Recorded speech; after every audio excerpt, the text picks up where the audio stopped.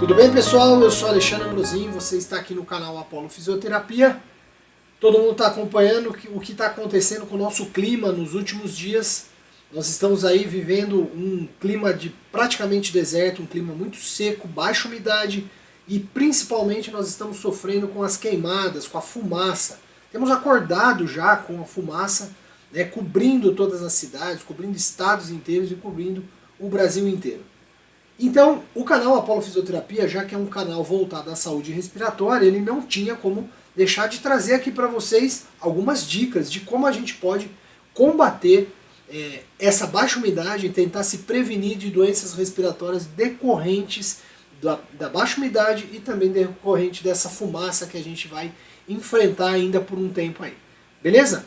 Então veja só, eu vou trazer aqui para vocês algumas informações que podem te ajudar a respeito da saúde da sua respiração. Vamos lá então.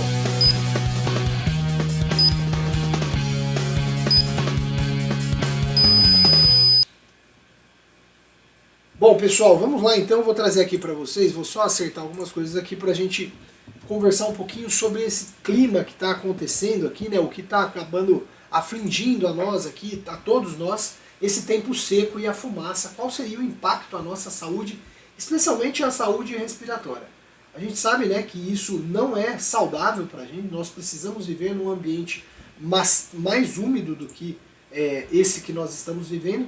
Teve locais aqui no Brasil que acabou atingindo níveis próximos à umidade de um deserto. É óbvio, né, que nós não vivemos no deserto, né, não é a mesma coisa que estar no deserto, porque lá o deserto, o tempo dessa umidade tão baixa é muito maior que aqui.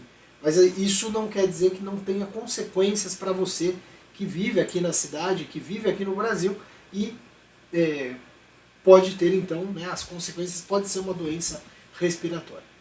A gente sabe então que esse tempo seco, a fumaça, o contato que a gente tem desde de manhã, né, pela manhã a gente já começa a ter contato com a fumaça, com a poluição, ele pode levar a um ressecamento importante das vias aéreas, especialmente das narinas, pode levar também ao ressecamento dos olhos, da pele.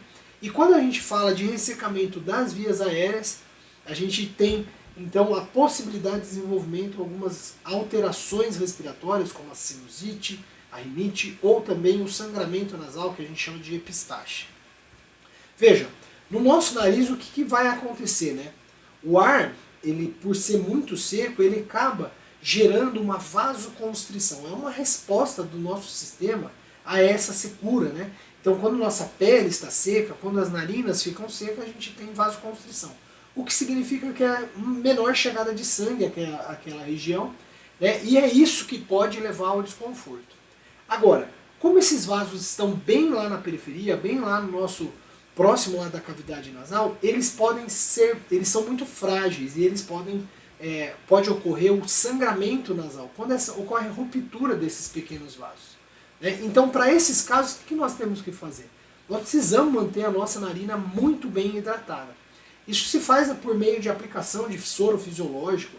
A gente pode também, nos ambientes fechados em que a gente vai ficar, que também a umidade está baixa, a gente pode tentar fazer o uso do umidificador. A gente pode fazer o uso também de toalhas molhadas no ambiente que você está, caso você não tenha o umidificador. O próprio ar-condicionado, a gente está vendo que a temperatura está muito alta, nós estamos passando por uma onda de calor. O próprio ar-condicionado também acaba por ressecar nossas vias aéreas. Agora, a hidratação local, que é essa hidratação que eu acabei de falar, de uso de soro, a umidificação do ambiente, ela não é suficiente se você também não tiver devidamente hidratado. As pessoas falam, né, como é que eu sei se eu estou hidratado, se eu estou tomando a quantidade de água correta? Então, um princípio básico para você saber se você está tomando a quantidade de água corretamente, a primeira coisa que você pode fazer é uma conta básica. Você pode pegar o seu peso, a cada 20 quilos do seu peso você tem que ingerir pelo menos 1 litro de água, pelo dia todo. Né? Então, por exemplo, uma pessoa de 80 quilos ela vai ter que ingerir 4 litros de água. Agora, uma outra forma de você saber se você está hidratado é você olhar para a sua urina. A urina, quanto mais clara ela estiver, isso é sinal de que você está bem hidratado. Né? Isso vai ajudar, inclusive, a umidificação das suas vias aéreas. Bom, esse ressecamento que a gente acabou falando aqui já que gera o sangramento, gera o desconforto para a gente respirar, nas pessoas que já têm alergia ou têm uma resposta aumentada a esse tipo de agressão, como por exemplo aquelas pessoas que têm asma ou têm a rinite, chamada de rinite alérgica, esses pacientes, essas pessoas, né, vão ter mais suscetibilidade de desenvolver os sintomas da asma ou da rinite.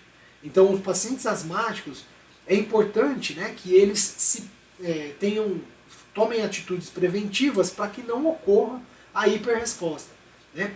Como assim? Então ele fazer o uso adequado da medicação, dos broncodilatadores previamente prescrito pelo médico, faça também o processo de hidratação correto. Então, se pessoas não asmáticas, não portadoras de rinite alérgica, têm que se cuidar, as pessoas asmáticas e as portadoras de rinite têm que redobrar esse cuidado, porque eles podem apresentar sintomas e acabar exacerbando o controle da sua doença de base, que é a asma ou a rinite alérgica, né? Outra coisa, né, o que eu chamo a atenção para vocês, são daqueles pacientes que têm doenças pulmonares crônicas, né? Então, como por exemplo a DPOC, que envolve aí a bronquite crônica e o enfisema pulmonar. Esses pacientes, eles vão ter mais dificuldade de respirar, né? A via aérea inferior agora, não mais a cavidade nasal, né, a via aérea superior, a inferior, ela também precisa da umidificação para que os cílios, né, aquela proteção que a gente tem na árvore bronca, elas funcionem corretamente, os batimentos ciliares funcionem corretamente. Especialmente nesse tipo de paciente, naquele paciente que foi fumante, que tem uma lesão já permanente lá decorrente da DPOC, inclusive, se você não sabe o que é DPOC, eu já fiz vídeo falando sobre isso aqui no nosso canal, basta você procurar aí DPOC, e eu posso deixar também aqui na descrição do vídeo, para você saber um pouco mais sobre a doença. Mas essa doença, que é uma doença crônica, ela pode também ser exacerbada, quer dizer, a resposta das vias aéreas inferiores a esse tempo seco também pode ser sintomas respiratórios importantes, ressecamento, então aumento da resistência da via aérea, aumento do trabalho respiratório, que pode levar o paciente a fadigar, a necessitar de intervenção, inclusive intervenção médica, né, internação em algumas situações. Bom, então como a gente pode se proteger de tudo isso, né? Como que eu poderia me proteger? Algumas coisas eu já acabei falando aqui, mas venho acrescentar aqui, né, a boa e velha máscara, né? A máscara que foi tão importante aí na Covid-19, ela pode ser uma das opções, né? Então você que é aquela pessoa que trabalha exposta ao ambiente, não tem como entrar num ambiente fechado e controlado, se você fizer uso de máscara, não precisa ser a máscara N95, que é aquela máscara que é uma máscara mais desconfortável, né? Mas que foi muito útil para aqueles que se protegeram com ela durante o Covid. Se eu usar uma máscara cirúrgica simples, ela já pode proteger a sua via aérea, né? Lembre-se também, como eu disse para vocês, a hidratação é importante, toma bastante líquido, tenta ingerir a quantidade de líquido necessária para o seu peso. Não esqueça aí de usar soro fisiológico no nariz, né? Umidificar bem as narinas, isso vai evitar o ressecamento, o desconforto, o sangramento. Manter o ambiente úmido, então vaporizador e também toalhas úmidas. E quando você for fazer, por exemplo, uma atividade física, escolha uns horários fora dos horários de pico de calor, né? Então entre 10 horas e 4 horas da tarde são os momentos que está mais seco o tempo, os momentos em que mais a gente vai ter desidratação. Então se você tem a opção de fazer atividade física ou de fazer aquela atividade laboral, o seu trabalho, fora desse período, faça, porque é melhor. Agora, se você não tem opção, você vai ter que trabalhar. Se cuide, hidrate-se o tempo todo, faça uso de boné, use a máscara, porque isso pode melhorar, né, manter mais a sua via aérea umidificada, assim como a pele, os seus olhos e tudo o que pode sofrer aí do ressecamento por conta desse tempo que está com a umidade tão baixa. Beleza? Será que isso te ajudou de alguma forma, né? O que você acha dessas dicas que eu dei aqui para você sobre esses problemas que a gente está enfrentando por conta do tempo tão seco?